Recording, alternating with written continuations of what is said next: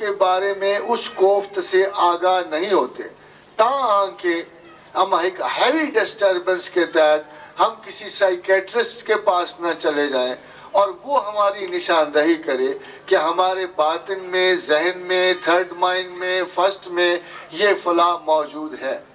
پیر دراصل اسپرچولسٹ سائیکیٹرسٹ جو اپنے علوم نفسیہ کی آگاہی کے بعد اپنے دوستوں کو، معاف کیجیے گا خان صاحب میں شاگرد کا لفظ استعمال ہی نہیں کر سکتا کیونکہ شاگرد کا لفظ ہے ہی نہیں، پیر کے مقابل صرف ایک ہی لفظ ہے، وہ مرید کا۔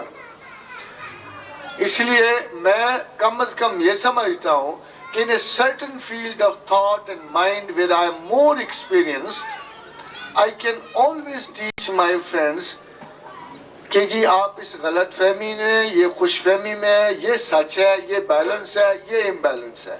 تو میرا خیال یہ ہے کہ زمانہ قدیم کے سارے اولیاء اللہ تعالی اور سارے پیر اس علم سے مختص تھے، اور بدقسمتی سے آج آپ کو ڈھونڈنے پڑیں گے۔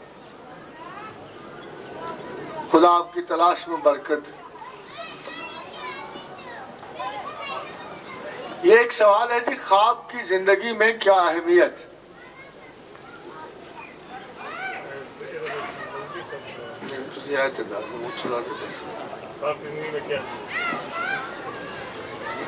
ویسے سوال تو بخاری صاحب نے شیئر میں کیا جی خواب کی زندگی میں کیا اہمیت ہے، تو میں اس کی جو سائنٹیفک ایکسپلینیشن ہے وہ یہ آپ لوگوں کی خدمت میں یہ پیش کرتا ہوں کہ خواب جو ہیں وہ جیسے کہ آپ کو پتہ ہے کہ فرائڈ نے کہا ہے کہ ہماری جو خواہشات ہوتی ہیں، جو ہماری سب کانشیس میں، ان کانشیس میں جو باتیں ہوتی ہیں وہ انسان کے ذہن میں آتی ہیں اور وہی پھر آہستہ آہستہ اس کے خوابوں میں ریفلیکٹ ہونا شروع ہو جاتی ہیں۔ اس کی پھر انٹرپریشن کرتے ہیں کہ کیسے کون کون سے انڈیکیٹرز ہیں، اس کی کیا انسان کی کمی ہے، انسان کے ذہن میں کیا ڈیپریویشنز ہوتی ہیں، اس قسم کی۔ یہ تو اس کی سائنٹیفک ایکسپلینیشن ہے، لیکن اس کی میں خیال سوال پوچھنے کے متعلق یہ جو اس کا یہ ہوگا کہ اس کے خواب کے جو لوگ اس کی جو ریلیجیس یا اس کی اسپریچول اس کے ساتھ جو تعبیرات وغیرہ ہیں اس کے متعلق شاید پوچھتے ہیں، تو فیصلہ میں خالی اس پہ ذرا بتائیں کہ اس کی تعبیر، خواب کی تعبیر بتانا غالباً جو ہے وہ اس کی کیا اسلام میں کیا اس کی۔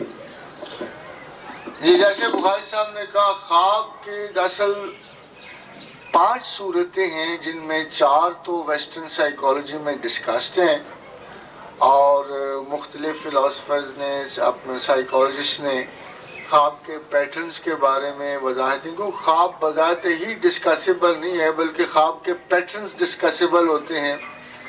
حالت نوم میں جو ہمارا مذہبی فلسفہ یہ ہے کہ حالت نوم میں ہماری روح جو ہے ملائے اعلیٰ کو سفر کرتی ہے، وہ مختلف عالمین سے سفر کرتی ہوئی مختلف مقامات پہ رکتی ٹھہرتی ہے۔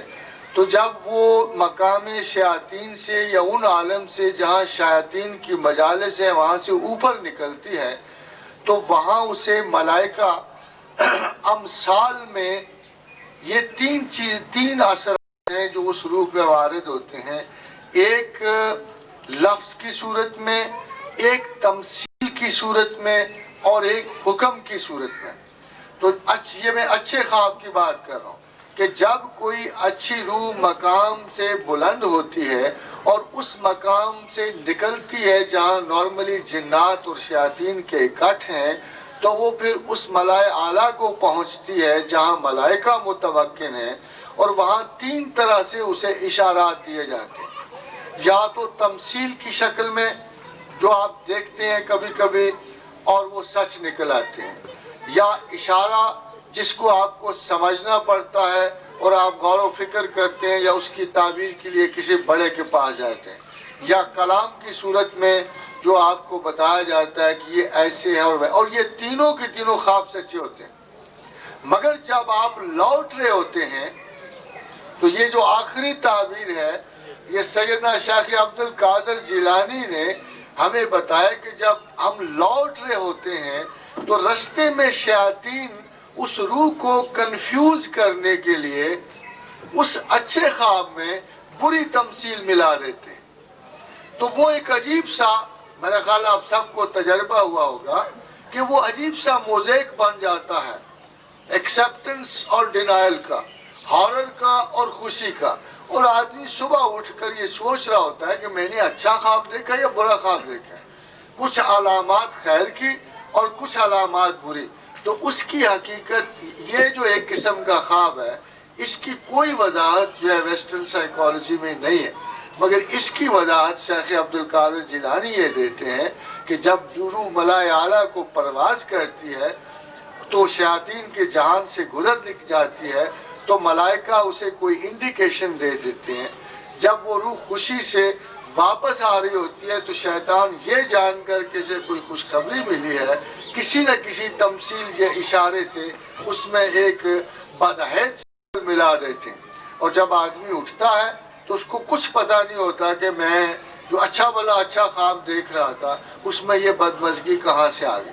تو یہ موزیک ہے دونوں سچویشنز کا. باقی خواب جو ہے وہ ویسٹرن سائیکالوجی کا اور ہمارا ایک بڑا پرابلم یہ ہے کہ ہمارے اور ان کے سمبل ایک جیسے نہیں. اس لیے normally fried could be right in general but he is never right in particular. اسی طرح امام ابن سیرین، امام جعفر صادق جو ہماری بیٹائے گرام آیا ہے، جو خوابوں پہ ایسٹرن پس منظر میں اتھارٹی سمجھے جاتے ہیں، وہ بھی ہمارے لیے اس لیے قابل یقین نہیں ہے بہت زیادہ کہ صحرائی سمبل جو ہیں ہماری سویلائزیشن سے جدا ہے. تو جو ڈریم کا انٹرپریٹ کرنے والا ہے وہ اپنے ماحول سے اور اپنے مقام سے ایک مکمل علمی گرفت لے کر کسی بھی ڈریم پر ایک لوکل انٹرپریٹیشن دیتا ہے. مگر بعض اوقات ایک لوکل انٹرپریٹیشن بھی ٹائم کے ساتھ بدل جاتی ہے. تمام خوابوں پر ٹائم اور سپیس کا اثر ہوتا ہے. جیسے ابن سیرین کے پاس ایک شخص صبح کے وقت آیا اور اس نے کہا کہ امام میں نے دیکھا ہے کہ میں اذان دے رہا ہوں. تو کہا تو حج کو جائے گا. گھنٹہ گزرنے کے بعد ایک دوسرا شخص آیا اور اس نے کہا امام میں نے خواب دیکھا ہے کہ میں اذان دے رہا ہوں. کہا کہ اس کو پکڑ لو، یہ کفن چور ہے. تو کسی نے ساتھ بیٹھے ہوئے کہا امام یہ کیا بات ہوئی؟ دونوں نے ایک ہی خواب سنائی ہے. ایک کو تو کہتا ہے حج پہ جائے گا، ایک کہتا ہے کفن چور ہے پکڑ لو. تو اس نے کہا ٹائم نہیں دیکھا، بولا دوپہر کو بھی کوئی اذان دیتا ہے. تو جو انٹرپریٹر ہے وہ خواب سے ہمیشہ زیادہ اہم ہوتا ہے. اسی لیے رسول گرامی مرتبت نے ایڈوائز کیا کہ خواب کی تعبیر اچھی دیا کر، اس لیے کہ بہرحال بہت سارے خواب جو برے ہوتے ہیں انفیکٹ سمبولکلی برے نہیں ہوتے. بہت سے فار ایگزامپل آپ خواب دیکھتے ہیں کہ آپ کو پھانسی ہوگی، تعبیر یہ ہے کہ آپ برائی سے روک دیے گئے. خواب میں آپ نے دیکھا کہ آپ کے ہاتھ پاؤں بندھے ہوئے، تعبیر یہ ہے کہ کسی شر سے آپ کو روک دیا گیا. اس لیے کوئی بھی خواب جو ہے کہ لیسر نالجبل کی ضرب میں آیا ہوا وہم اور وسوسہ بن جائے گا، اور کسی اچھے سمجھدار آدمی کو سنایا گیا خواب جو ہے آپ کو ہمیشہ تسکین دے. ہمیشہ یہ ایک ورڈ آف ایڈوائس. برے خواب برے شگون کی طرح ہوتے ہیں. اور حدیث رسول صلی اللہ علیہ وسلم کہ جب کوئی خواب برا آئے تو بائیں طرف 3 دفعہ تھتکار کے اعوذ باللہ من الشیطان الرجیم پڑھ دے تو وہ علامت کبھی حقیقت میں نہیں ڈھلتی. وہ خواب کبھی حقیقت میں نہیں آئے. اگر کوئی خواب آپ کو برا آیا اور آپ اس سے ڈرے تو آپ اٹھتے ہی بائیں طرف 3 دفعہ تھتکار کے اعوذ باللہ من الشیطان الرجیم پڑھ دیں گے تو وہ خواب میں رہے گا، علامت رہے گا، کبھی حقیقت نہیں بنے گا.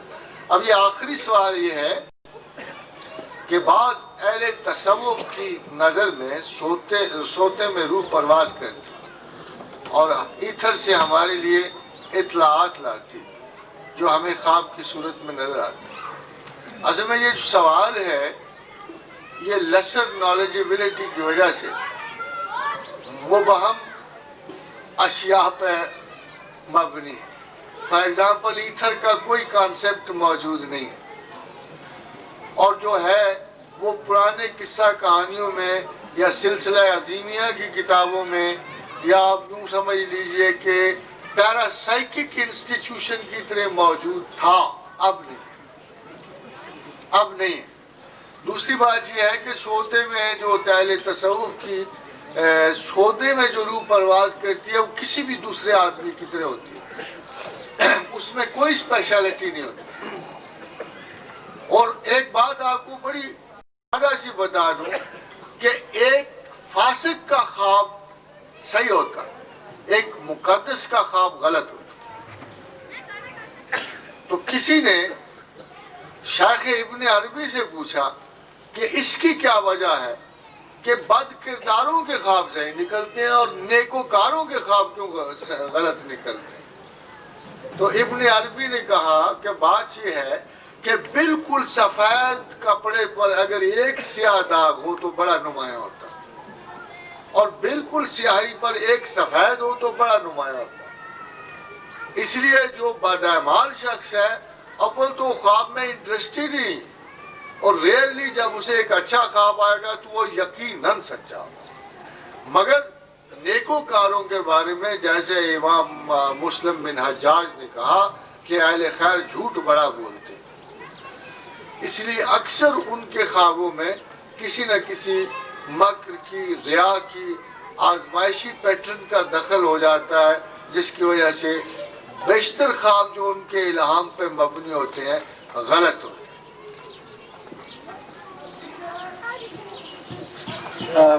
پروفیسر صاحب آپ کی اجازت سے ذرا تھوڑا موضوع سے ہٹ کے ہے سوال، جی جی، اور شاید ہو سکتا ہے اس میں 1-2 منٹ لگے، میں معافی چاہتا ہوں، لیکن بنیادی سوال ہے۔ صورت یہ ہے کہ کنزیومرزم نے پوری دنیا میں ایک مسئلہ پیدا کر دیا، گلوب جو ہے وہ خطرے میں ہے، اوزون لیئر میں شگاف وغیرہ وغیرہ۔ اچھا، اب صورت یہ ہے کہ ایک ایسی گروہ کی ضرورت ہے جو اس گلوب کو اور اس انسانیت کو بچائے۔ ہم سمجھتے ہیں ہم وہ لوگ ہیں جو بچا سکتے ہیں۔ ہمارے اندر بعض گروہ تیار بھی ہو رہے ہیں، آپ نے تبلیغی جماعت والوں کا ذکر کیا، میں نے ان کے ساتھ کام کیا ہے۔ یہ جو آپ بات کرتے ہیں کہ God should be the priority number 1، تو سچی بات یہ ہے کہ ان کے ساتھ کام کرنے کے بعد بالکل ایسے ہی محسوس ہوتا ہے، لیکن ان کا تیار کیا ہوا آدمی جب سوسائٹی کے اندر چلا جاتا ہے تو اس سے کوئی انقلاب رونما نہیں ہوتا، ایسے لگتا ہے جیسے دیا سلائی جلی تھی اور بجھ گئی۔ آپ کے پروگرام کو اور آپ کی باتوں کو اور آپ کے ساری چیزوں کو جب میں دیکھتا ہوں تو یہ محسوس ہوتا ہے کہ آپ کا تیار کیا ہوا آدمی بھی تسبیح کو پکڑ کے جب معاشرے میں چلا جاتا ہے تو وہاں وہ غائب ہو جاتا ہے، بالکل اسی طرح سے جس سے تبلیغی جماعت والا آدمی غائب ہو۔ تو کیا یہ اس طرح سے نہیں کہ صرف فلی آرگنائزڈ ہونا چاہیے اور کمپلیٹلی ڈیفائنڈ ہونا چاہیے جو کام آپ کر رہے ہیں؟ ملک صاحب بات یہ ہے کہ میرے آدمی غائب کہاں ہونا ہے جی، اس نے دیکھے نا آپ کبھی میں اکیلا تھا، آپ کتنے بیٹھے، گئے دن کے تنہا تھا میں انجمن میں، یہاں آپ میرے رازداں اور بھی ہیں۔ تو مسئلہ تو یہ ہے کہ یہ بھی جو آپ کو نظر آ رہے ہیں یہ فرنٹ رو ہے، پس منظر میں ایسے کتنے ہزاروں ہمارے دوست ہیں جنہیں بدقسمتی سے اس قانون کی وجہ سے کھلا ڈلا نہ بلایا جا سکا کھانے پینے کے، کچھ آرگنائزنگ پرابلمز تھی جس کی وجہ سے ہم اس کو ایک لارجر ایفیکٹ نہ دے سکے۔ مگر ملک صاحب میں آپ کی رائے سے اتفاق اس حد تک کروں گا کہ we all have our duties and jobs towards our society, our country، اور مجھے کوئی ملک عزیز نہیں ہے، مگر یہ ملک مجھے اس لیے قطعاً عزیز نہیں ہے کہ I am born here، بلکہ مجھے شاید اس لیے عزیز ہے کہ پروردگار نے مجھے یہ ملک اس لیے دیا کہ میں اس میں آزادی سے خدا کے احکام بجا لا سکوں، تو اس وجہ سے یہ مجھے بہت عزیز ہے۔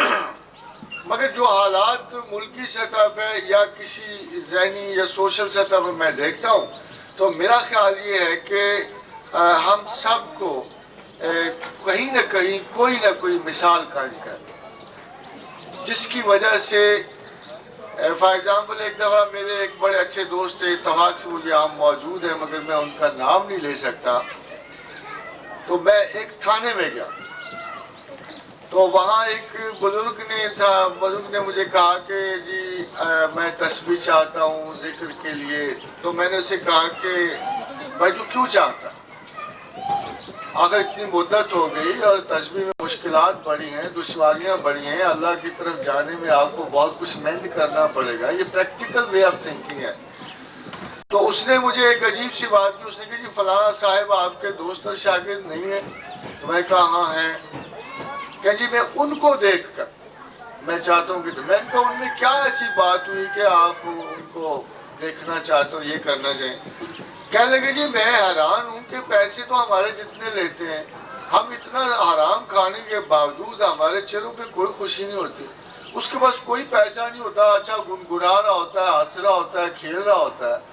تو میرا خیال یہ ہے ملازم صاحب کہ پہلے ہمارے پاس مثال کوئی نہیں، اب چونکہ مثال ہے اس لیے I think we can take up the cudgels against ourselves۔ تو میرا خیال ہے ملک صاحب جو ہم آگے بڑھتے ہیں سوشل سیٹ اپ میں نے جس بات کی نشاندہی کی کہ باوجود اتنا مذہبی ہونے کے ان کی مثال نہیں آگے بڑھتی، رویہ اور بیہیویئر کسی جگہ درست نہیں ہوتا۔ آن دی کانٹرری میں فیل کرتا ہوں کہ کوئی شخص بھی جو نیک نیتی سے خدا کے راستے پہ چلتا ہے اور اپنی اصلاح کرتا ہے تو اس میں کہہ تو نہیں سکتا مگر کوئی نہ کوئی اثر ضرور ایسا ہوتا ہے جو کچھ اور لوگوں کی اصلاح کا باعث بنتا ہے۔ اور اس لحاظ سے میں نے کئی لوگوں کے یہ کرشمات دیکھے ہیں۔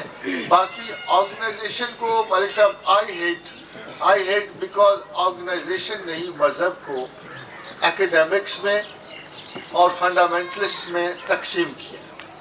یہ آرگنائزیشنز تھی جن کی وجہ سے لوگوں نے انر نیچر آف ریلیجن کو بالکل بھول گئے، بلکہ ہمارا حال بالکل وہی ہے جو یہود کے فلسطینز کا تھا جب حضرت عیسیٰ علیہ السلام تشریف لائے۔ اتنے مذہبی لوگ تھے، اتنے نیکوکار لوگ تھے، اتنے پرہیزگار لوگ تھے کہ جس کا کوئی حساب نہیں تھا، مگر اس کے باوجود حضرت عیسیٰ کو یہ کہنا پڑا کہ اس طوائف کو پہلا پتھر وہ مارے جس نے خود یہ کام نہ کیا، and not a single one came in۔ تو ہمیں کچھ بہت ساری باطنی اصلاح چاہیے۔ باقی خلیفہ بات ہے اصلاح کا جذبہ خطرناک ہے۔ Nobody can stop a revolution the time of which is come۔ یہ ایک اصول ہے کہ nobody can stop a revolution the time of which is come۔ مگر دیکھا یہ کیا ہے کہ برِ صغیر میں everybody is trying to bring a revolution without its time۔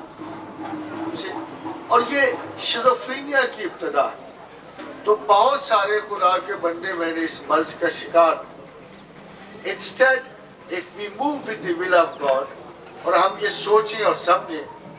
اب دیکھیے آپ پچھلے برس نہیں تھے، پچھلے برس ہم میں سے کچھ صاحب موجود تھے، تو ایک خاتون محترم نے یہ رائے دی تھی کہ آرگنائز کریں تو اس طرح ہم لوگ زیادہ ایکسٹینڈ کریں گے۔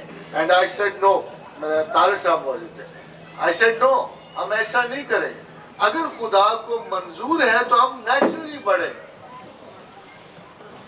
میرا خیال ہے آپ دیکھ رہے ہیں کہ ہم نیچرلی بڑھیں۔ Without my will to increase, without my wish to extend, we are extended۔ تو کم از کم اس میں ایک تسلی تو ہوتی ہے نا کہ غلطی ہو رہی ہوگی تو اللہ سے مجھے تو نہیں ہوتی، یہ غلطی نہیں ہوتی۔ اس میں ایک چھوٹی سی بات اور بھی ہے، سارے تصوف کے حوالے سے مولوی صاحب کے سوال کا جواب یہ ہے کہ جو اسلام کے پھیلنے کے متعلق کے مختلف آراء جو ہوتے ہیں کہ مطلب یہ ہے کہ اس میں مسٹکس نے بڑا رول پلے کیا ہے۔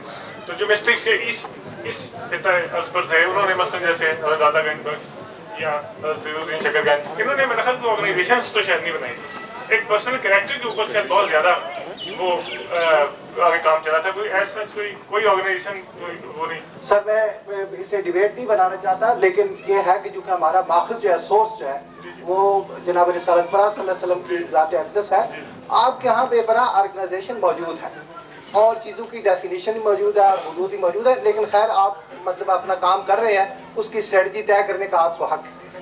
بھائی صاحب میں آپ کو بتاؤں، میں نے رسول اللہ صلی اللہ علیہ وسلم کے طریقہ کار پہ آپ دیکھتے ہیں کہ مجھے نہیں پتا کہ نارملی اگر آپ نے کوئی ریلیجس فنکشن اٹینڈ کیا ہو تو آپ دیکھیں گے اس سے بہتر نہیں ہوگا جیسا میں نے مینیج کیا ہے۔ میرا خیال ہے آپ میں تھوڑی بہت مینیجنگ کی دعوت تو دیں گے نا۔ اب یہ اسی پیٹرن پہ ہوا ہے جس پہ رسول اللہ صلی اللہ علیہ وسلم ایک اپیل ایشو کیا کرتے. اس میں جب ہم یہ دیکھتے ہیں کہ there are some people who are rich amongst us, there are some people جو درمیانے ہیں, some people who are poor. تو میں نے ایک اپیل ایشو کی کہ جی ہم نے ایک اچھا انتظام کرنا, if you can help.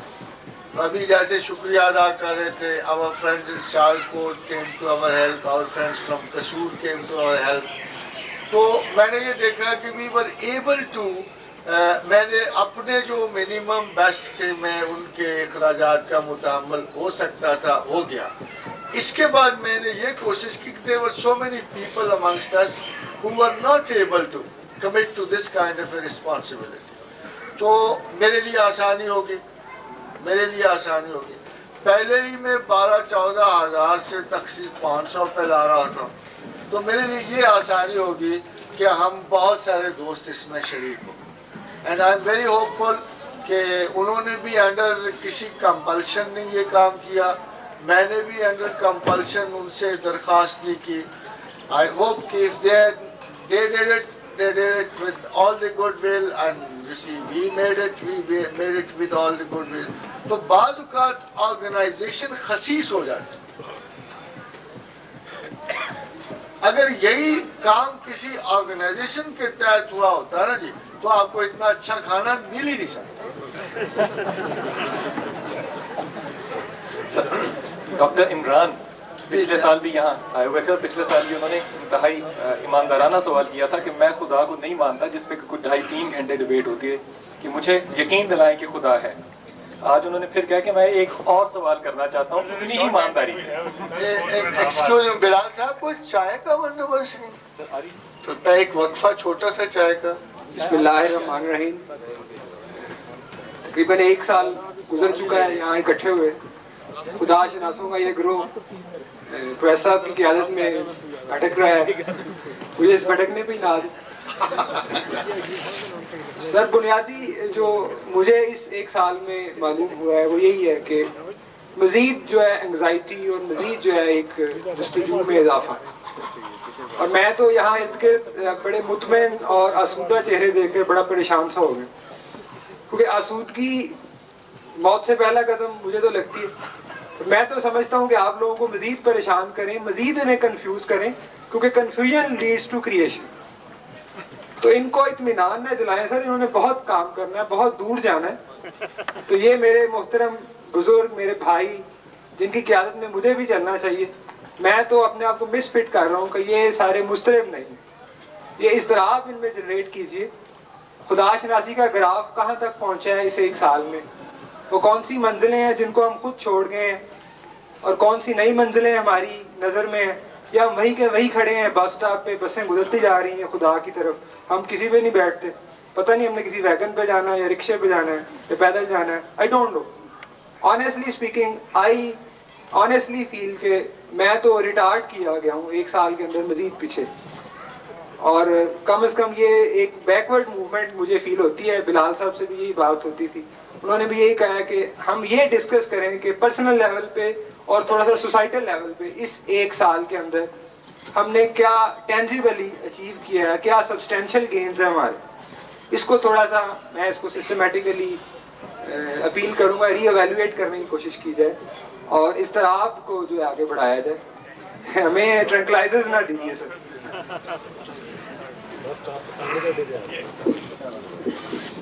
یہ پروفیسر صاحب کے جواب سے پہلے اس بات پہ تھوڑا سا میں اس کا جواب تو نہیں بھرنے کی کوشش ہے وہ دینا چاہتا ہوں کہ جو لوگ اس طرح کی بات کرتے ہیں غالباً میرا خیال ہے وہ زیادہ تر کانسیپٹ اس کو مطلب سوال سے میں نے دیکھا جو نوجوان لوگ ہیں ادھر سے ہی لیا لیتے ہیں. تو جو پروفیسر صاحب کے حلقہ ارادت میں لوگ آتے ہیں یا جو یہاں پر جاتے ہیں وہ تمام عمر کے تمام حصوں سے تعلق رکھتے ہیں. تو نوجوان جیسے آپ نے کہا جوان بھی, نوجوان بوڑھے, ہر قسم کے لوگ ہوتے ہیں. چاندنگ میں اضطراب ہوتا ہے, کچھ اضطراب کو کم کرنا چاہتے ہیں. آپ کو ڈاکٹر ہی کہتے ہیں غالباً MBBS ڈاکٹر ہیں جی, اچھا ویٹنرین. اگر آپ ڈاکٹر ہوتے تو شاید آپ بار بار اضطراب کی ٹرم یا انگزائٹی کی ٹرم یوز نہ کرتے, آپ کو پتہ چلتا کہ انگزائٹی کے کتنے زیادہ کمپلیکیشنز ہوتی ہیں اور ڈاکٹر اس پہ کتنی دوائیاں دیتے ہیں. اور پروفیسر صاحب کے پاس جو لوگ آتے ہیں، میں ان سے بہت میری اس کے موضوع پہ بحث ہوئی ہے. میرا اپنا سبجیکٹ جو ہے سوشیولوجی اور سائیکالوجی ہے، میں اس میں مطلب میں نے ڈگریز وغیرہ کی ہیں. تو اس وقت جو ہمیں لگتا ہے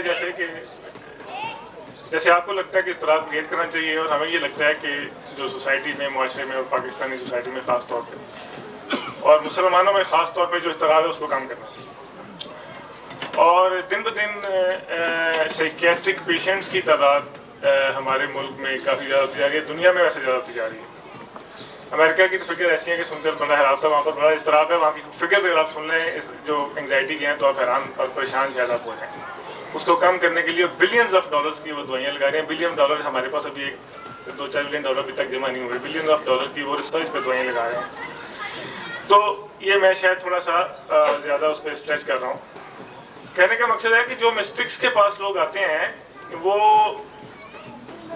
as a matter of fact وہ کسی اس طرح کے وہ یعنی جیسے آپ کے سوال کے اس میں پرسپیکٹو میں کہنا چاہ رہا ہوں کہ وہ کسی جنرل کے پاس نہیں آتے کہ اس کو وہ تیار کر کے اس نے کوئی فوج لڑانی ہوتی ہے، بلکہ لوگوں کے مسائل ہوتے ہیں، لوگوں کی مشکلات ہوتی ہیں، لوگوں کی کافی زیادہ پرابلم ہیں جن کو وہ ڈسکس کرنا چاہتے ہیں اور ان کا حل چاہتے ہیں. اور زمانے کی جو کمپلیکیشنز ہوتی ہیں، جیسا کہ آپ شاید جاب میں یا جیسے آپ بزنس میں آئیں گے یا کسی آپ کے بچے پیدا ہوں گے تو 5-7 بچے ہوتے ہیں جس کے لوگ 2,000 روپے تنخواہ ہوتی ہے، اس میں گزارا کرتے ہوتے ہیں. ریلیجن کا ایک اسپیکٹ ہوتا ہے، اس میں وہ سوچتا ہے کہ میں اس کو کیسے گزارا کروں، بچے پڑھانے بھی ہیں. اس کو جو اضطراب کریٹ ہوتا ہے اس اضطراب کا بھی جواب دینا ہوتا ہے. اس طرح اور قسم کے اضطراب ہیں، لوگوں کے سائیکولوجیکل پرابلم ہے، فزیکل پرابلم ہے لوگوں کے جو کہ مزید مطلب ہے کہ انگزائٹی اسٹیج اینگزیولیٹک ڈرگس اس پہ دینی پڑتی ہیں. ڈاکٹر صاحب ساتھ بیٹھے ہوتے ہیں. تو غالباً اب یہ میں اس کو زیادہ لمبا کر رہا ہوں. میں صرف اتنا کہنا چاہتا ہوں کہ ہمارے اس کو مختصر کرتے ہوئے کہ یعنی سوال کو صرف سوال کی اس حد تک نہ کریں، اور تاکہ وہ اس کو مطلب اس کا جو ہے وہ اس کی شکل بدل جائے، بلکہ جو اوور آل یعنی کسی بھی موضوع کا جو اس کا مقصد ہوتا ہے اور اس کی جو امپلیکیشنز ہوتی ہیں جو لگانی چاہیے وہی ہمیں لگانی چاہیے. اگر یہاں سے بیٹھے ہوئے میں سارے لوگوں سے پوچھیں کہ مطلب یہ ایک بیسک اسٹیٹسٹکس اس کا جواب ہوگا، میں سمجھتا ہوں یہاں پر 400 500 600 لوگ بیٹھے ہوں گے، ان سے یہ پوچھیں کہ وہ اضطراب چاہتے ہیں یا اضطراب ختم کرنا چاہتے ہیں، ابھی پتہ چل جاتا ہے. میرا خیال ہے کہ میں کریکشن کرنا چاہتا ہوں بخاری صاحب. ڈاکٹر صاحب نے جس اضطراب کا حوالہ دیا چاہوں گا ایک سیکنڈ پلیز کہ جیسے کہ ہمارے دوست نے فرمایا ہے کہ کچھ ٹانگے کی سواریاں ہیں، بس کی سواری ہے. میں بھی ایک ٹانگے کی سواری تھا کبھی، اور بہت بری سواری تھا. تو یہ تو اپنے پہنچنے کا طریقہ ہے، پہنچنا کس طرح ہے. استاد کا کام تو ہے ریبری کرنا، ان سے ہم ریبری حاصل کریں. میں ایک بہت بڑا برا گندا انسان تھا، میلا انسان تھا. میری ریبری ہوئی، آج میں جس محفل میں موجود ہوں اور بہت سی برائیوں سے بچا ہوا ہوں. میں اپنی مثال دے رہا ہوں، اور ریبر نے تو راستہ دکھانا ہے، ہمارا کام ہے چلنا. چل کر انسان اپنی منزل پر پہنچ جاتا ہے. ڈاکٹر صاحب میں آپ کا شکر گزار ہوں. آپ ہمیشہ ایسا نکتہ اٹھاتے ہیں جس کی وجہ سے بہت ساری کونس کنورج کر جاتی ہیں اور چٹخارے اور چٹخرے دونوں اٹھتے. سر آپ کی بات مکمل ہونے سے پہلے سر ایک سیکنڈ میرا ڈاکٹر صاحب مجھے کیونکہ میں نے ایک بات کہنی ہے. میں سمجھتا ہوں کہ بخاری صاحب نے مس انڈرسٹینڈ کیا ہے جب انہوں نے اضطراب کا لفظ استعمال کیا ہے.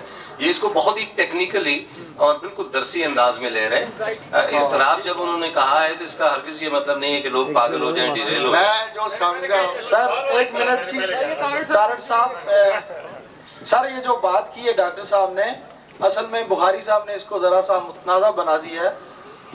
جس سینس میں انہوں نے اضطراب لیا ہے یا انگزائٹی کی بات کی ہے وہ رائٹ اماؤنٹ آف انگزائٹی ہے. اور شاید یہ اضطراب جو ہے وہی ہے جس کو علامہ اقبال نے بھی کہا تھا کہ خدا تجھے کسی طوفان سے آشنا کر دے کہ تیرے بحر کی موجوں میں اضطراب نہیں. اور ڈاکٹر صاحب میرا بھی سن لیجئے کہ میں نے کیا سمجھا. میں یہ سمجھا ہوں کہ آپ نے ایک طویل تقریر میں مجھے بہت بڑا کمپلیمنٹ پیش کیا. میں آپ کا شکر گزار ہوں. میں 1 سال سے آپ کے اندر میں نے اس جستجو اور آرزو فراق کو زندہ رکھا ہے جس سے آپ زندہ ہیں. تو نمی دانی ہنوز چیست حیات دوام، چیست حیات دوام سوختن ناتمام. تو میرا خیال یہ ہے کہ हजरत शेख शहाब के पास जब ख्वाजा बहाउल हक नक्शबंद गए तो 3 दिन के बाद आपने उसे क्लास से फारिग कर दिया। तो दूसरे शागिर्दों को बड़ा एतराज हुआ कि हजरत हम साल के बैठे हैं और ये इतनी जल्दी फारिग। कहा तुम गीली लकड़ियां हो, धुआं देती हो, वो खुश्क लकड़ियां लाया था जल के खाक हो। तो साहब डॉक्टर साहब बात ये है कि इस तरह अगर तजस्सुस के और हकीकत के सुराग के हम मानी हो तो यकीनन वो अल्लाह की बहुत बड़ी नेमत है। एक ढूंढने वाले दिल से बड़ा सुराग आसान कोई नहीं होता। मगर अगर इस तरह और जुस्तजू से मुराद रिट्रोग्रेशन है माइंड में जबिल्लतों की तरफ, तो फिर भी ये जहाद बिन नफ्स है और एक जिद्दोजहद है जिसमें हम सब पड़े हुए हैं। मगर अगर इस तरह से मुराद इनकॉम्पिटेंस, मायूसी और नामुरादी है तो then we are certainly Fehling. मेरा अपना ख्याल ये है कि हम में से इस तीसरी कंडीशन में कोई भी नहीं, नोबडी इज फेलिंग, बल्कि everybody is struggling against his own self, everybody is doing the finest possible job of thinking about truth, reality and himself। और हम इस comparisons को वास्टर कर रहे हैं, कोशिश कर रहे हैं कि हम कुछ क्वालिटीज इन एडिशन सीखें। हमारे लोग दुनियादार, frankly telling, हम में से कोई दुनिया से बाहर नहीं बैठा हुआ, हम में से कोई जंगल नहीं गया, हम में से किसी ने उजला नशीनी नहीं इख्तियार की, कोई भी गोशा नशीन नहीं हुआ। We are right in the midst of world fighting the toughest possible battle of balances within our own selves। मैं आपको भी इस जहाद का यकीनन बहुत बड़ा मुजाहिद समझता हूँ। You have been fighting, I know about you, I know about everybody who has met me कि उन्होंने कहाँ से अपनी जिंदगियाँ शुरू की हैं, किस किस मकाम पर उन्होंने अपनी जहनी और इखलाकी जिद्दोजहद शुरू की है, कहाँ वो बैकवर्ड हुए, कहाँ आगे गए। मगर जिद्दोजहद में पीछे जाना स्ट्रेटजी हो सकता है, शिकस्त नहीं हो सकती। अल्लाह ताला आपको खैर दे। I think if we have been able to excite the mind about truth, reality, we are still very successful, very successful।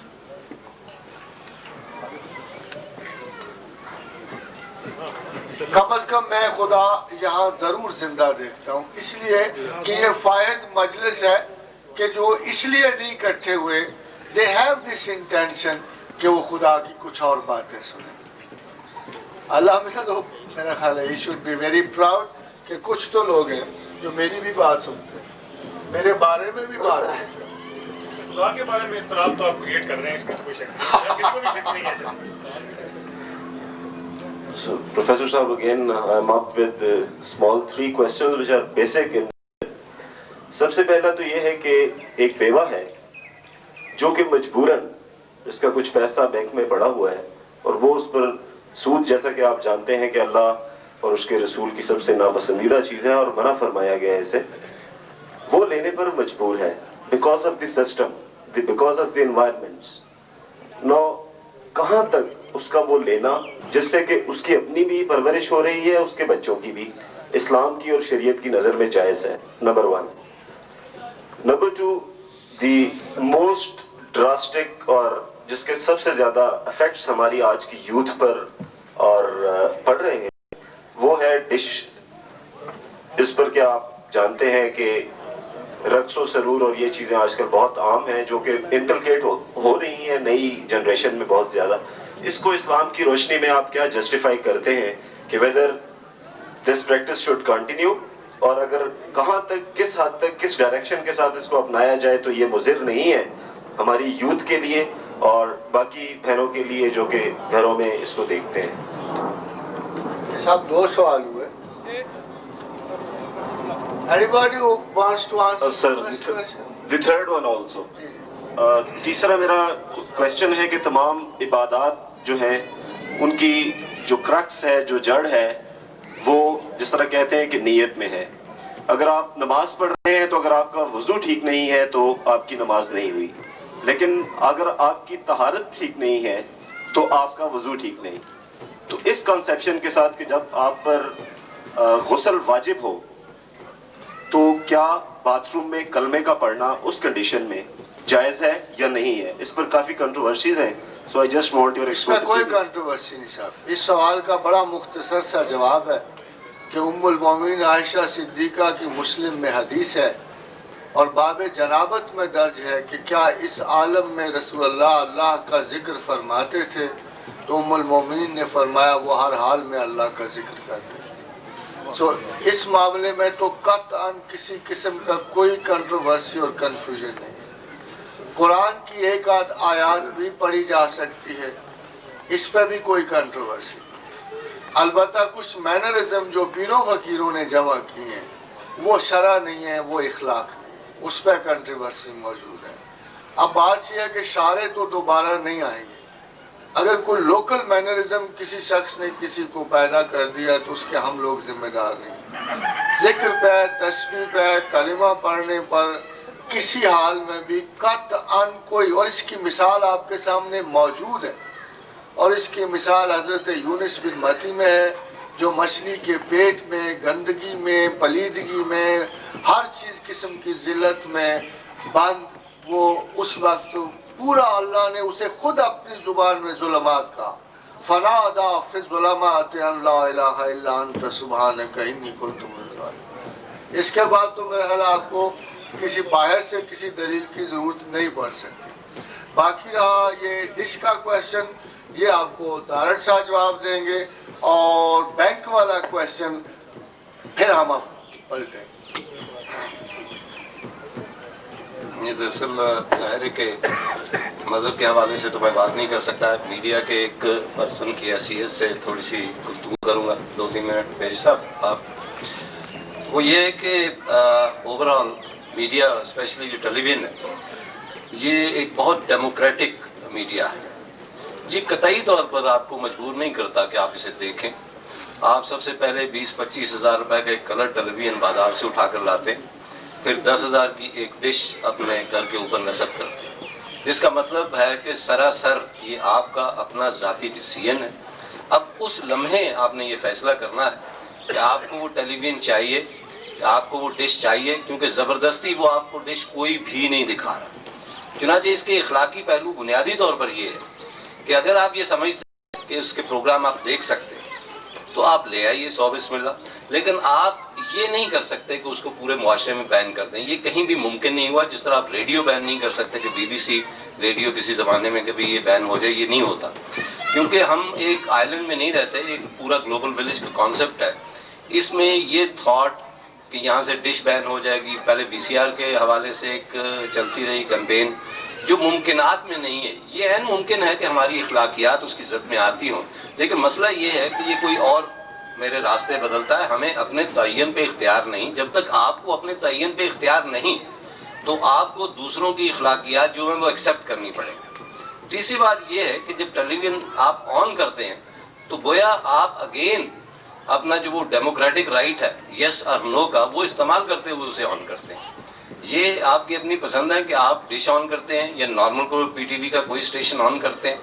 اب رہا یہ مسئلہ کہ ڈش کے اوپر رقص و سرود وغیرہ ہوتا ہے, تو یہ اب دیکھیں نا, اب آپ جائیں ایک ایسی جگہ پہ جہاں پہ کام ہی یہ ہو رہا ہو اور پھر کہیں کہ یہاں رقص و سرود کیوں ہوتا ہے, تو یہ اعتراض جو ہے یہ بیجا ہے, کیونکہ یہ آپ کی اپنی چوائس ہے, یہ آپ کی اپنی پسند ہے, ناپسند ہے کہ آپ کون سا پروگرام دیکھنا پسند کرتے ہیں. آخری بات جو چھوٹی سی, اس کے اوپر ظاہر ہے کہ بہت بڑی گفتگو ہو سکتی ہے, وہ یہ ہے کہ چیزیں جو ہیں, جو تبدیلیاں ہیں, جس طرح میں نے پہلے عرض کیا کہ وہ آپ کی مرضی سے نہیں آ رہی, وہ تبدیلیاں معاشرے میں, سوسائٹی میں ہر جگہ آ رہی ہیں.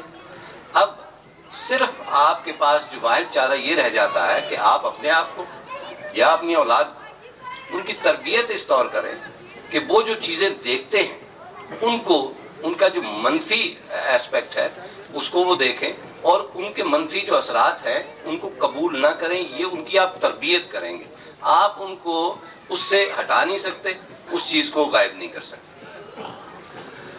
ہمیشہ میں اس میں تھوڑی سی ایک چیز ایڈ کروں گا کہ کیا یہ ہمارے لیے اوور آل ممکن ہے کہ ہم اپنے بچوں کو آگہی سے ناآشنا رکھیں؟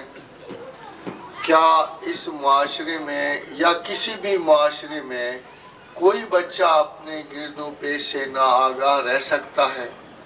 میرا خیال یہ ہے کہ اگر وہ اپنے گھر میں ڈش نہیں دیکھے گا تو بازار میں کہیں لگی ہوگی وہاں دیکھے گا، مگر اس کے ساتھ ساتھ اس کی دوسری بری عادت ڈیولپ ہو جائے گی، وہ گھر سے بھاگے گا، کسی اور جگہ چانسز لے گا، کیونکہ بچہ آپ سے بہت زیادہ curious, he is excited to learn, he wants to learn, he wants to know whatever it is, whether it's cheap film business or whether it's almost a mundane and earthly kind of shows on PTV.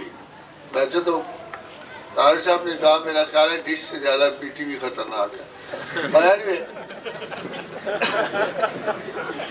میں خبرنامہ نہیں پڑھتا۔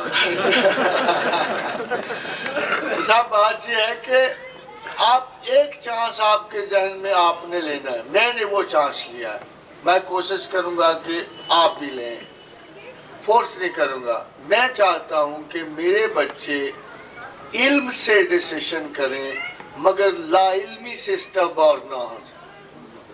یہ میرا فیصلہ یہ ہے اپنے بچوں کے حق میں کہ میں ان کے علم کے نقائص برداشت کرنے کے لیے تیار ہوں، مگر میں ان کی جہالت کسی قیمت پر برداشت کرنے کے لیے تیار ہوں۔ Now see my children, I had a TV, I showed them TV. شروع میں بڑی ایکسائٹمنٹ رہی، اب بمشکل کوئی اس قسم کی ایکسائٹمنٹ باقی ہے۔ پہلے ڈش کا بڑا رولا تھا، ابھی I thought in my heart کہ I'm making a mistake. Frankly telling، میں نے کئی مرتبہ دیکھا، کیونکہ اس کی وجہ نہ پاکستان نہ انڈیا، سب سے بہترین جو شو دے رہے ہیں وہ باہر کے ٹی وی دے، BBC دے رہا ہے، ڈسکوری دے، مگر جو ہمارے اپنے ہیں کلچرل ہم آہنگی ہے وہ دونوں سائڈیں بدترین شو دے رہی تھی، چوائسز ہی کوئی نہیں تھی۔ ڈسکوری بھی بچے so that I gave them a choice. رفتہ رفتہ 2 4 10 دن انہوں نے گانے سنے، میں کوئی چڑچڑے باپ کی طرح ان کو روکا نہیں، but I have been watching۔ یہی میں آپ سے کہوں کہ never lose a watch، مگر ماسٹرلی ان ایکٹیویٹی کے ساتھ، ماسٹرلی ان activity. You are inactive but you are all the time master because you are father, because you are somebody who's watching the development of every change in your children. Now my children are safe, I feel safe. They don't care about all these things. I don't care about my children. مجھے پتا ہے کہ وہ image اور اثرات کا وقت ختم ہو گیا، مگر جو دراصل بات بچوں میں پیدا ہوئی ہے وہ ایک اصولی موقف میں استحکام، ایک لرننگ ڈیسیشن ان میں پیدا ہو گیا۔ For example, my youngest little child will see a drama or somewhere where some bad situation is being presented. میں ہوں کہ نہیں، they will think it's all useless, get ahead to some other اچھا programme دیکھتے ہیں۔ یہ جو چیز انتخابی صلاحیت، اصولی صلاحیت ان میں آئی ہے، میرا خیال یہ ہے کہ اس کے بعد میرا یہ تجربہ کامیاب ہے۔ اگر آپ اسے روکتے، میں اسے روکتا، تو معاشرے میں، کالج میں، اسکول میں یا تو ٹوٹل اسلامک ایک بین لگا ہوا، اسلام بھی ان چیزوں کو بین نہیں کرتا۔ آپ تو دیکھو تو صحیح اسلام کس پس منظر میں اٹھا، اسلام اٹھا، بڑا، پلا، اور تمام اس عرصہ میں جب تک خدا نے حکم نہیں دیا خانہ کعبہ کے گرد ننگے ڈانس ہوتے۔ آپ کے علم میں ہونا چاہیے کہ جب تک قرآن میں ممانعت نہیں آئی اس معاشرے میں کعبہ معظمہ کے گرد مرد اور عورتیں ننگے طواف کرتے تھے۔ یہ تو اس عالم کی بات ہے۔ And nobody said, شروع میں کوئی ممانعت دی، بعد میں نہیں آئی، حتیٰ کہ اللہ کو اپنے گھر کے تقدس کا خیال آیا اور کہا کہ اب کوئی بھی شخص جو ہے کعبہ کا طواف ننگا نہیں کرے۔ بات یہ وہاں تو فلاں جناح کا لفظ آیا نا کہ ابھی کوئی بات نہیں، ابھی کر سکتے ہو، بیکاز ابھی تم اسلام میں داخل ہو گئے. My question is still remains unsolved and unanswered. I just wanted to things. One, اس کی ویلیڈیٹی شریعت کے لحاظ سے. ابھی تک آپ دونوں نے مجھے اپنے اوپینینس دیے ہیں. نو شریعت کے لحاظ سے یہ گناہ نہیں بنتا. نہیں ہے. نہیں، بس میں اس کی یہ ویلیڈیٹی جاننا چاہتا ہوں. شریعت کے لحاظ سے کسی قسم کا کوئی گناہ نہیں بنتا. زیادہ سے زیادہ آپ اس کو یہ کہہ سکتے ہیں کہ یہ ایک ویسٹیج ہے جو آپ کی آئی سائٹ کی ہے یا فریب نظر ہے. یہ فکری گناہ نہیں بنتا. If you see a bad dream in your, not a, for example, اگر آپ خواب میں کوئی ایسی چیز دیکھ لیں تو کیا پھر صبح آدمی اپنے آپ کو شرعی سزا تو نہیں نہ دے گا؟ اس حوالے سے تو رسالت مآب صلی اللہ علیہ وسلم سے پوچھا گیا کہ یا رسول اللہ دنیا کیا ہے؟ فرمایا جو اللہ کی یاد سے غافل کر دے. اگر آپ دیکھ بھی رہے ہیں اور اللہ کی یاد سے آپ غافل نہیں ہیں تو آئی تھنک کہ تمام چیزوں پہ یہ حکم لاگو. شطرنج پہ، چیس پہ، تاش پہ، اگر یہ آپ کو خدا کی یاد سے غفلت نہیں کر رہی، نماز سے غفلت نہیں کر رہی تو دے بی نتھنگ. مگر اگر کر رہی ہیں تو لا و لا پھر لا و لا. پروفیسر صاحب، میری گزارش یہ ہے کہ اشرف المخلوقات کو جی تیسرا میں صاحب تیسرے سوال کا جواب یہ ہے کہ جب تک جو قرآن حکیم نے سودی نظام کو قطعاً کوئی امپورٹنس نہیں دی. اگر آپ غور سے قرآن پڑھیں تو 3 یا 4 سٹیٹمنٹس کے علاوہ سود کے بارے میں کوئی سٹیٹمنٹ نہیں، بلکہ اصول کی صرف ایک سٹیٹمنٹ کہ یمحق اللہ الربا ویربی الصدقات، کہ اللہ سود کو مٹاتا ہے اور صدقات کو بڑھاتا ہے. آپ کے اس ملک میں سود کا کوئی کاؤنٹر سسٹم موجود نہیں. یہ اس جگہ ہے، یہ اللہ بڑھاتا ہے یا حکومت وقت جو آپ کی وارث ہے، جو اللہ کے نظام کو چلانے کی رسپانسبلٹی رکھتی ہے، اگر وہ سود گھٹانا چاہیں تو وہ صدقات کے سسٹم کو فروغ دیں. خدا کے نزدیک چینج اتنی سادہ ہے کہ صرف ایک مرتبہ ذکر کیا اور پھر موضوع کو چھیڑا ہی نہیں. یہ اتنا سادہ چینج ہوگا. But you see, if you are incapable of changing the superstructure of economy اور اس نظام کو بدلنے پہ قادر بالکل نہیں ہے اور آپ کی نہ ہمت ہے نہ خیال ہے، تو ایک جنرل عام آدمی پہ اس کی کوئی ذمہ داری whether he does it or not. کیونکہ جو دوسرا رسک اس کے خلاف ہے وہ وہی رسک ہے جو جان کا ہے کہ اگر وہی پیسہ وہ گھر رکھ لے تو چور چکار ڈکیت لوٹ مار، تو اس میں وہی سروائیول کا خطرہ ہے جس کے بارے میں اللہ کہتا ہے فلا اسمال ہے، کہ اگر جان کے ڈر سے، یہ بھی تو ایک اس میں ڈر ہے نا جی، محفوظ رکھے ہوئے ہیں پیسے، اسی پہ سروائیول چلا گیا ہے، فلا اسمال ہے، کوئی گناہ نہیں. پروفیسر صاحب، میری گزارش یہ ہے کہ اشرف المخلوقات کو حور اور شراب طہور ہی کی ٹیمپٹیشن کیوں دی گئی ہے؟ نکالا مجھ کو جنت سے ناکارہ سمجھ کے، دیا پھر شوق جنت کیوں، یہ حیرانی نہیں جاتی. مزید گزارش یہ کہ کیا یہی کافی نہیں تھا کہ اشرف المخلوقات حضرت انسان کا مقصد حیات صرف اور صرف اللہ خالق کائنات کی رضا قرار دیا ہے؟ جناب کشمیر جناب ایوب نام ہے، سیال کوٹ سے جی ایوب نام ہے. ایوب صاحب بات یہ ہے کہ میرا خیال ہے کہ ایک عمومی حالت پہ خدا کے ڈیزائن کا گمان نہیں کرنا چاہیے، کیونکہ پروردگار کے ہاں جو چونکہ پورا قرآن جو ہے منیمم پہ اترا ہے، یعنی اس پست ترین حالت کو کور کر رہا ہے جو کسی انسان کی ہو سکتی ہے. فار ایگزامپل اگر یہ نماز روزہ قانون جتنے آپ دیکھیں گے تو یہ بہترین پہ لاگو نہیں ہے. اگر یہ نماز کا آپ سطر دیکھیں گے فرض کیجئے تو یہ اس شخص کے لیے نہیں ہے کہ جس کے پاس کپڑے موجود ہیں، بلکہ اس شخص کے لیے، اس غلام کے لیے جس کے پاس سرے سے کپڑا موجود نہیں. تو اس حد تک وہ جاتا ہے. تو منیمم پر آ کر اللہ کا قانون لاگو ہوتا ہے اور منیمم پر اس کے ثواب و عذاب ہوتے ہیں. اور پروردگار نے فرمایا کہ ما انزلنا علیک القرآن لتشقی، کہ ہم نے قرآن کو مشقت کے لیے نہیں اتارا. تو جنرلی جن آیات کو ہم پڑھتے ہیں ثواب و عذاب کی آیات کو، وہ ایک جنرل آیات ہیں کہ کوئی بھی آدمی ایک گروہ میں سے 150 میں سے 2 آدمی جیسے آپ ہیں فرض کیجئے تو آپ تو ڈیفرنٹ سوچ سکتے ہیں، مگر 98 بندہ آپ کی طرح نہیں سوچے گا. وہ عذاب و ثواب کو بعین ہی انہی معنوں میں لے گا جو خدا نے بتائے ہوئے ہیں. فار ایگزامپل بازاروں میں ہزاروں آدمی ہے، پھل بیچنے والا ہے، ریڑھی والا ہے، سب کچھ ہے. تو میں نے اکثر دیکھا کہ ایک شخص ریڑھی والا جہاں تھا بڑی مشقت کر رہا تھا اور مدتوں سے وہ ریڑھا چلا رہا ہے. تو I looked at him and I said کہ یہ کیوں ایسے کر رہا. اور میں نے اپنی زندگی پہ نفرین کی کہ مجھے دیکھو کہ میں نے ایک دن بھی ریڑھا نہیں چلایا، but I am earning more than him. Why it is so؟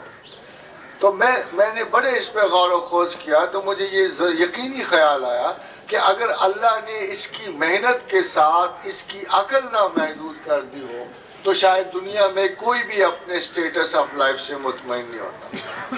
بہت بڑا انسان وہ ہے جو چوائس رکھتا ہے اور ایک سمالر سٹیٹس میں قید ہے، وہ بہت بڑا آدمی ہے. مگر نارملی جن کو آپ سمالر سٹیٹائی کا شکار سمجھتے ہیں وہ بندے اپنے ساتھ اسی سٹیٹس کے مینٹل ایٹیچیوڈ رکھتے ہیں، ورنہ یہ امپاسبل. اسی لیے انعام و اکرام میں بھی پروردگار نے جو جنرل کارڈر مقرر کیا ہے ان میں تو حور و قصور یقیناً بڑی قیمتی بات ہے، بلکہ ان کی کیا even I can think very kindly of them. مگر دراصل خدا نے یہ انعامات جو ہیں اوپر چلتے ہوئے پھر مقام رضا، مقام محبت، مقام توکل، پھر خدا کی چاہت. ظاہر ہے کہ جو پھر زیادہ سمجھدار آگے بڑھنے، آپ کو پتہ ہے کہ 3 جنتیں بنائی گئی. There are 3 galaxies, not 1. اور 3 گیلیکسیز کے معیار چناؤ کے ڈیفرنٹ ہیں. اور اس میں ایک وہ لوگ ہیں کہ جو گناہوں سے بچتے ہیں، ایک وہ لوگ ہیں جو نیکیاں اور عام لا کے چلتے ہیں، اور ایک وہ ہیں والسابقون السابقون جو آگے بڑھنے والے. مگر آگے بڑھنے والوں کو جو انعام اللہ نے دیا ہے وہ اپنا آپ ہے، اپنی زیارت ہے، اپنی صورت ہے، اپنا سایہ ہے، اپنی محبت ہے.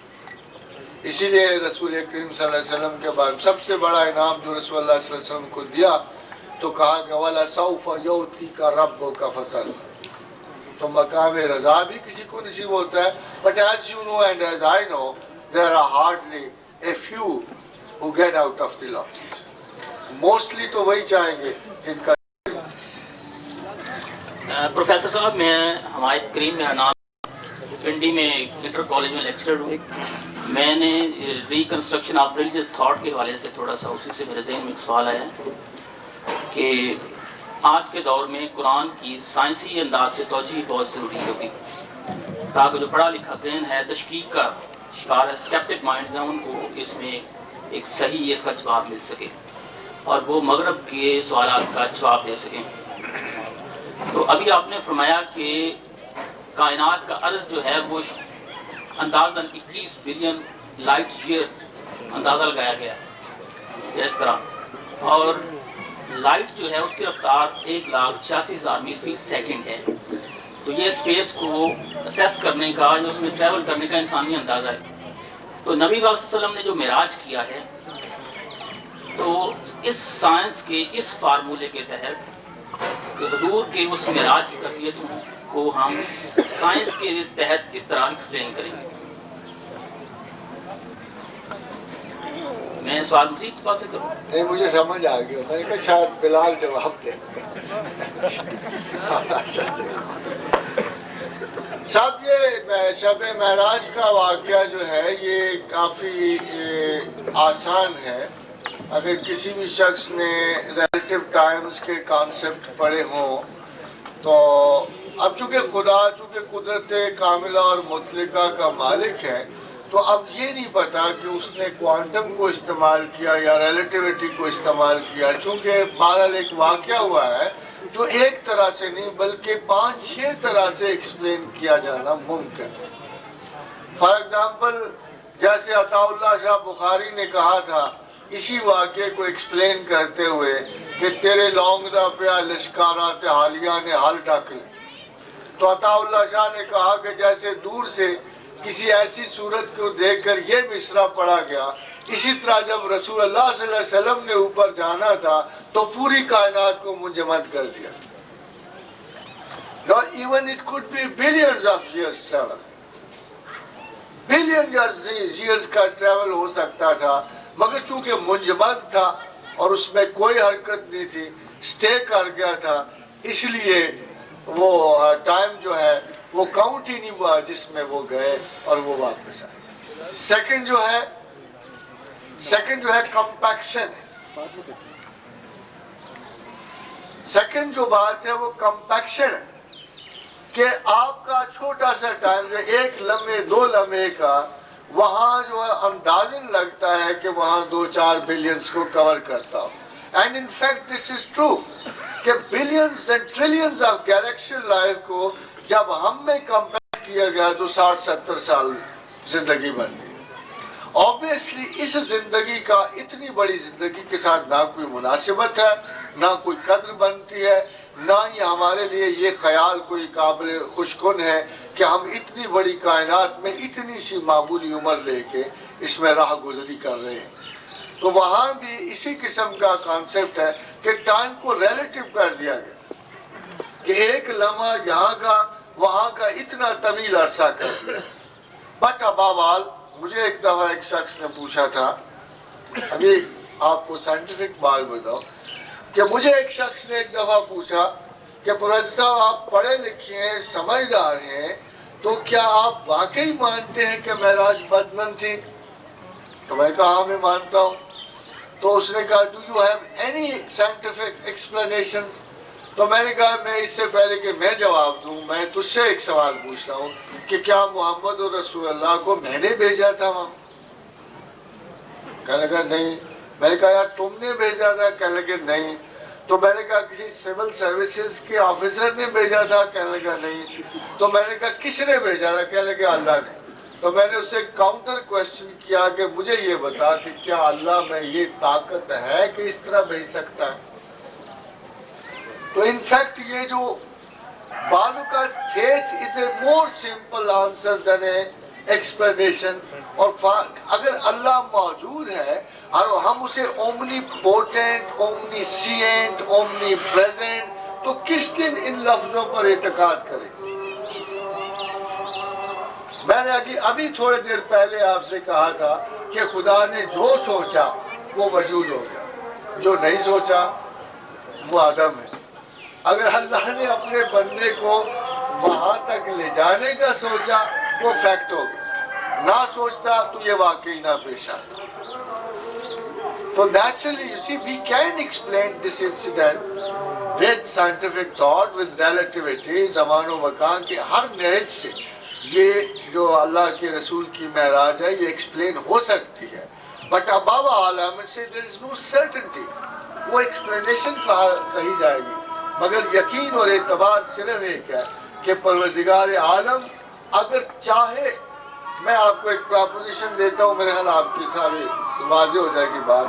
فرض کیجئے کہ ایک نکر میں اللہ میاں بیٹھے یہ ساری باتیں سوچ رہے ہیں جو گزر رہے ہیں، ساری بات، زندگی، موت، یہ واقعات، پہاڑ، سب کچھ سوچ رہے ہیں۔ Suppose say it's enough yaar, leave it, 2 hoots for it۔ اچانک وہ اٹھ کھڑا ہو کہتے ہیں یار دفعہ کرو، کیا فضول سوچے سوچ رہا ہے، تو یہ کیا رہ جائے گا پیچھے؟